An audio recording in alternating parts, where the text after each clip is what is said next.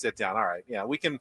You can wait on Manny for a while, Jason. You know he's got Manny time. He's on his Manny time. He's got a schedule. So let's welcome to the program one of the newest members of the Padres, veteran Jason Heyward is with us here on 97.3 The Fan. How you doing, man? Nice to meet you. I appreciate the welcome. I'm doing awesome. It's a beautiful morning out here in Peoria, and we're another day closer. I think that's the mindset and that's the vibe in camp so far. So for you, you've been to a lot of these. You know, a lot of these spring trainings, a lot of different teams, and run into a lot of different players. When you get the call and find out there's interest with the San Diego Padres, kind of tell us how that went for you. Padres had interest, I feel like, midway, quote unquote, through the offseason. But I think everyone got to see it. Baseball fans, baseball players, this is, I feel like, one of those premier destinations right now.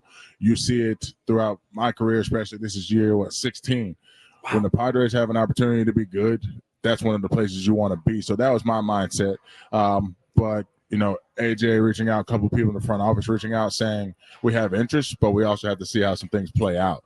And, as we're doing our due diligence through the rest of the league and seeing what opportunities might come about, this was a unique offseason. Like a lot of times there's filler space that, front offices say, hey, we want to see what we can do with trades, this and that, free agent wise. But this was actually like holding true.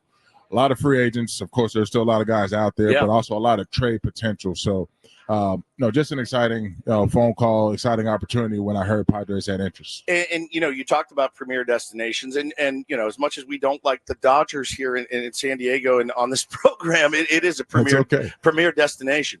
And it was such an example for me last year of just how ice cold this business can be when you hit the big home run and then next day they're like, we're going to go in a different direction. I mean, yes, you have 15 years of the league at that time. Still can't feel great, when you're contributing and helping a team win. And I know you're going to get a World Series ring this year from them, and that's really special. But that moment for me in particular, I went, my God, man, we got to keep remembering how these guys are human and how this business can be nasty. Absolutely. It's 100% a business. I think the quicker you learn that, the better, especially for some of the young guys coming on the scene who are doing a lot of good for this game and bringing in this new era. At the same time, you got to go about your process. You've got to show up every day, of course, like pushing to win. You want to be in that opportunity. A franchise who's, making their best mark on each day and impacting and getting the best 9 players on the field. At least LA was open in conversation and in communication with me, and they let me know how it went. It came down to crunching numbers on who's going to be there longer term, who may not be, and I had to go about my separate way and figure out what was next for me and my family. We've talked to so many big leaguers over the years, and they kind of make reference to it in the movie Moneyball. That after a while, you're a professional in this business. You just want to hear it straight. You don't want to be kind of looking over your shoulder and maybe hearing whispers and this and that.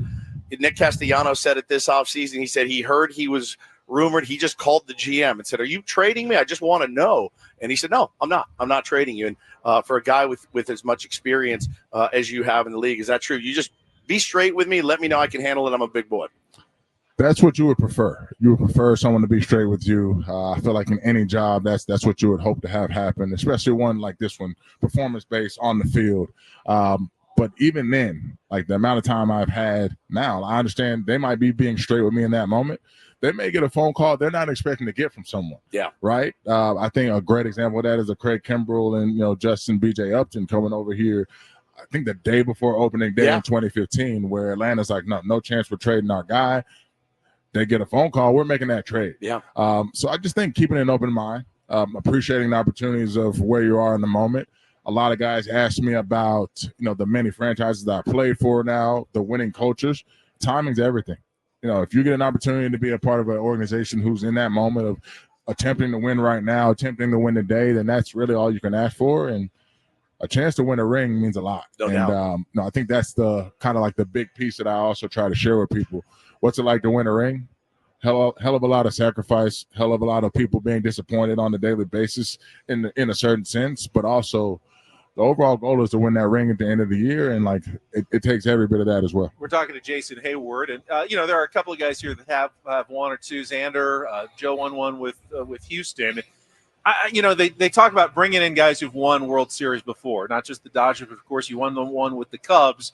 What can you do, though, in terms of, you have to kind of live it as well. You can't just tell guys how to win a World Series. They have to go through it themselves to get there. That's a great point.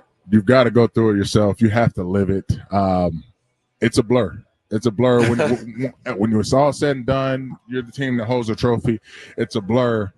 But I think, and I'm sure like Joe can attest to this, even Bogey. But when you're in that game 7 in a World Series, when there's no tomorrow, that's what your whole season's based on. Like, hey, we got another chance tomorrow. Keep fighting, keep fighting.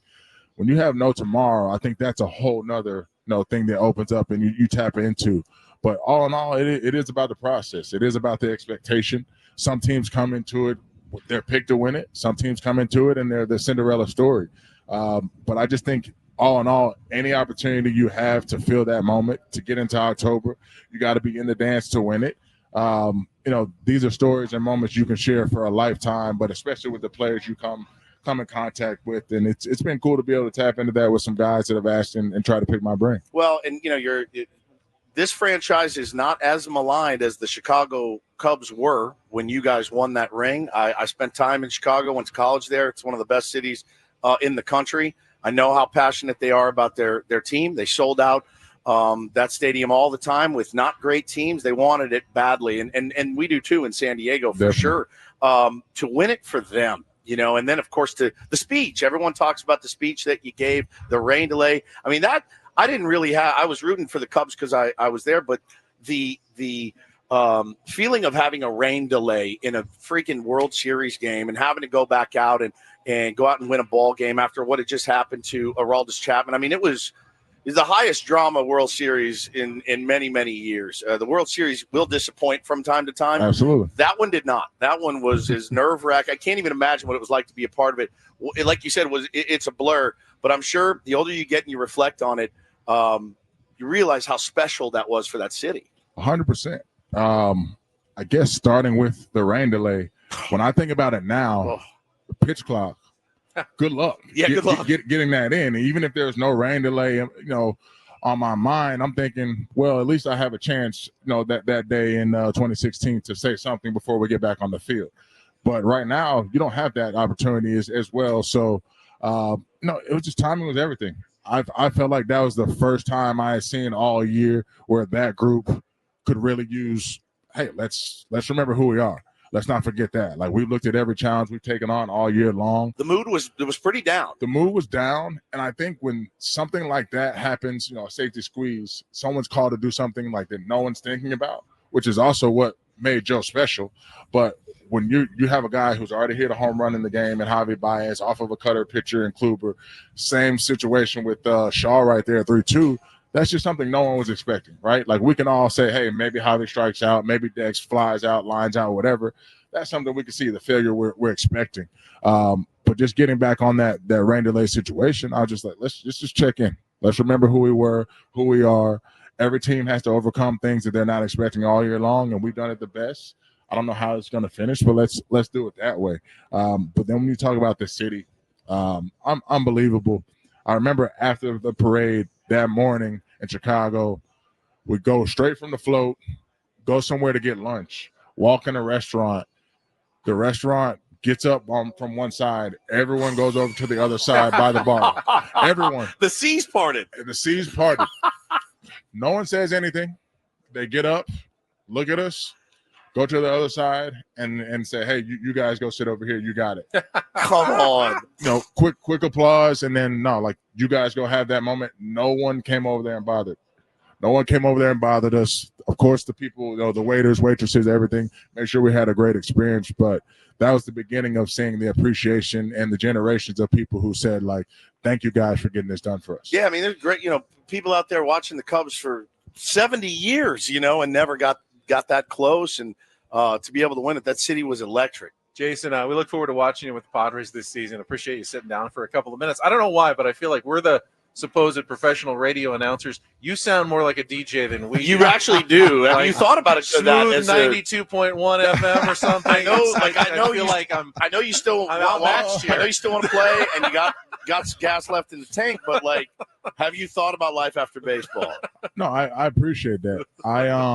I think you guys have way more experience from this vantage point and perspective and tapped into the vibes that San Diego is going to bring at Petco Park.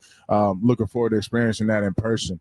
But no, life after baseball, I have 2 boys now. Messi is my oldest / my youngest, my wife V and I. The thoughts have crept in there just based on teams may not be interested any longer. But winning solves everything in my mind. So I think whatever is next, I'm just going to look to win, look to be competitive, and whatever that space happens, baseball, non-baseball, I want to do my best to be competitive and win. And there's a spot. There's a spot, and you've got young guys challenging for it, and you got veteran guys challenging for it. Kind of how do you feel going into it? 16 years in the big leagues, you're like, I'm back competing for a spot in left field. 100%. I think the experience with LA a couple of years ago in 2023 was a good teacher in that sense. But to be honest, like, I've been there before. Yeah. Coming into this at 20 years old, first time in the major leagues, like, I know what it's like to compete for a spot. Come in, obviously be respectful, help other guys around you grow, but I've got work to do. I think the big thing at this point early in camp is make sure I take care of my body, make sure I'm not trying to chew off everything in one bit, and for the long run, get the reps in, go compete, and make adjustments day to day and keep working towards that. Because once you have something to shoot for, feedback based on how games are going, how practice is going, you kind of gel all that together, and then you put together a camp that says I'm ready to go compete and help a team win. Jason, appreciate it. Thank you for sitting down with us. Thanks so much. That was awesome. Jason Heyward, we're going to